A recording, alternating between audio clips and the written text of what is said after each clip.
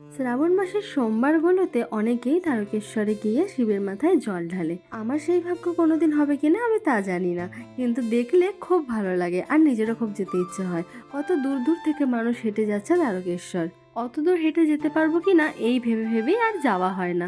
তবে ভবিষ্যতে ইচ্ছে আছে, ঠাকুর যদি টানে অবশ্যই একবার যাওয়া হবে। দেখতে দেখতে শ্রাবণ মাস শেষ হতে চললো।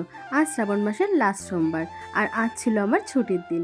শ্রাবণ মাসের শুরু থেকেই মা বলছিল চল একদিন মন্দিরে গিয়ে জল ঢেলে আসবি, কিন্তু আমার আর ছুটি পাওয়া হচ্ছিল না, তাই যেতেও পারিনি মায়ের সাথে। কিন্তু আজ ছুটির দিন, তাই আজকের দিনটা আর মিস করলাম না। মাও বললো আর আমিও তৈরি হয়ে গেলাম যে ঠিক আছে, আজ নিজের হাতে পুজোর থালা সাজিয়ে মন্দিরে গিয়ে পুজো দেবো বলে বাবা সকালবেলায় বাজার থেকে সব পুজোর জিনিস কিনে এনেছে। আর দেখো আমি নিজে হাতে সবটা গুছিয়েছি। এবার তোমরা বলো তো আমি কি কিছু ভুল করেছি? ভুল করলে কিন্তু তোমরা বলে দিও। মা ছিল স্নানে, আর আমি তার মধ্যে থালা গুছিয়ে বসেছিলাম মায়ের জন্য। মা আসাতেই চলে গেলাম আমাদের বাড়ির সামনেরই মন্দিরে পুজো দিতে। আগে যেহেতু আমি পুজো দিতে যাইনি, তাই কিভাবে পুজো দিতে হবে পুরোটা আমার জানা ছিল না। তাই মাকে বলেছি তুমি আগে করো, তোমার দেখে দেখে আমি করব।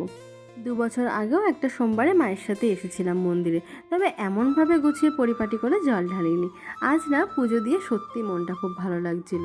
আর এখানে দেখো দাদু কি সুন্দর মহাদেবকে সাজিয়েছে, আমার তো দেখেই খুব ভালো লাগছিল। শিবরাত্রি হোক, নীল পুজো হোক, কিংবা শ্রাবণ মাসের সোমবার হোক, সব পুজোতেই কিন্তু আমরা এখানেই আসি পুজো দিতে। তো যাই হোক, ভিডিওটা আজকে এই পর্যন্তই। তোমাদের ভিডিওটা কেমন লাগলো কমেন্ট করে জানিও।